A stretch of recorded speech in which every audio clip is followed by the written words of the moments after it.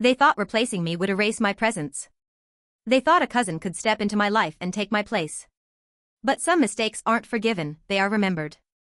And today, the very people who tried to steal me work under the name they once tried to overshadow. My name is Kim Archer, and for a long time, I believed family and love were the things that could never betray me. I was wrong. From the moment I trusted him, I gave my heart fully. I believed love was a bond unbreakable, a fortress against manipulation. But in reality, love, like loyalty, can be a weapon in the hands of those willing to use it. His name was Ethan Rowe. Charming. Calculated. Dangerous in ways I didn't understand at first. He was everything a young woman dreams of, handsome, ambitious, and confident in every room. I met him at a networking event while presenting my startup idea, a small venture I had built with blood, sweat, and sleepless nights. He praised my vision, promised support, and made me feel like I was the center of his world. For the first year, it was perfect. We celebrated each other's successes. We shared dreams. We whispered about a future together. And then, he introduced the cousin. A girl named Lily, my own cousin. Bright, beautiful, ambitious. And apparently, in Ethan's eyes, replaceable. It started subtly. Meetings where he would praise Lily's ideas more loudly than mine. Invitations to events where my contributions were minimized. Texts I noticed him deleting. I tried to rationalize. Maybe he just admires her work, I told myself. But when I discovered that he was encouraging Lily to take over my role in the company, my world shattered. The day it became undeniable was the day he handed Lily a key to my office. I remember standing in the hallway, frozen. The words caught in my throat, "Ethan, what are you doing?" He smiled, calm and calculating. "She can help run things. We're a team now. You've done well, Kim, but it's time to step aside." I left that office without shouting. Without crying. My heart wasn't fragile, it was furious. I made a silent vow, they would never succeed. Not one of them. I withdrew for a few weeks, but I did not retreat. I strategized. I built a new plan for my company, Archer & Co., expanding into areas they never thought I could. Technology, international clients, luxury design projects, they all became my domain.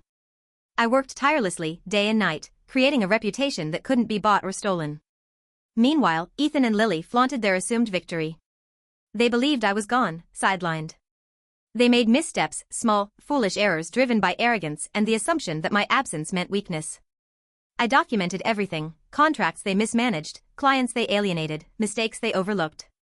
A year passed. Archer & Co. was no longer small. We were a force, innovative, luxurious, unassailable.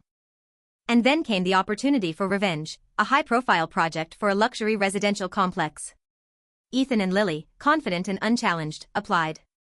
I submitted as well, my proposal flawless, visionary, and backed by every client, partner, and investor I had cultivated.